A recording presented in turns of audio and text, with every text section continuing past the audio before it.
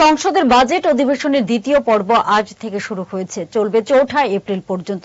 অধিবেশন চলাকালীন ২০২৫-২৬ অর্থবর্ষের জন্য অনুদানের দাবি এবং সংশ্লিষ্ট বরাদ্দ বিলের উপর আলোচনা সহ বেশ কয়েকটি বিল আলোচনার জন্য উত্থাপিত হবে। অর্থমন্ত্রী নির্মলা সীতারামন আজ মণিপুরের জন্য বাজেট পেশ করবেন। গত মাসে মণিপুরের মুখ্যমন্ত্রী এন বীরেন সিং পদত্যাগের পর থেকে সেখানে রাষ্ট্রপতির শাসন জারি রয়েছে।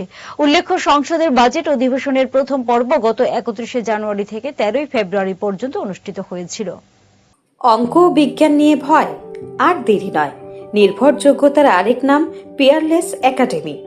আপনার বাচ্চার উজ্জ্বল ভবিষ্যৎ গড়ে তুলতে এখনই জয়েন করুন এই একাডেমিতে। অভিজ্ঞ শিক্ষক মণ্ডলী দ্বারা অঙ্ক বিজ্ঞান যত্ন সহকারে পড়ানো হয়। এখানে ক্লাস ৫ম থেকে ৮ম অবধি অঙ্ক বিজ্ঞান এবং নবম দশম শ্রেণীর অঙ্ক, ফিজিক্স, কেমিস্ট্রি, বায়োলজি পড়ানো হয়। সিবিএসসি, টিবিএসসি, আইসিএসসি সমস্ত বোর্ডের ছাত্রছাত্রী পড়ানো হয়। ইংলিশ মিডিয়াম, বেঙ্গলি মিডিয়ামের জন্য আলাদা সুব্যবস্থা আছে। আর দেরি নয়, শীঘ্রই জয়েন করে বাচ্চার উজ্জ্বল ভবিষ্যৎ গড়ে তুলুন। প্রতি বছর এই একাডেমি থেকে সুনামের সঙ্গে ছাত্রছাত্রীরা অঙ্ক বিজ্ঞান বিষয়ে ৯০% বেশি মার্কস নিয়ে পাশ করছে।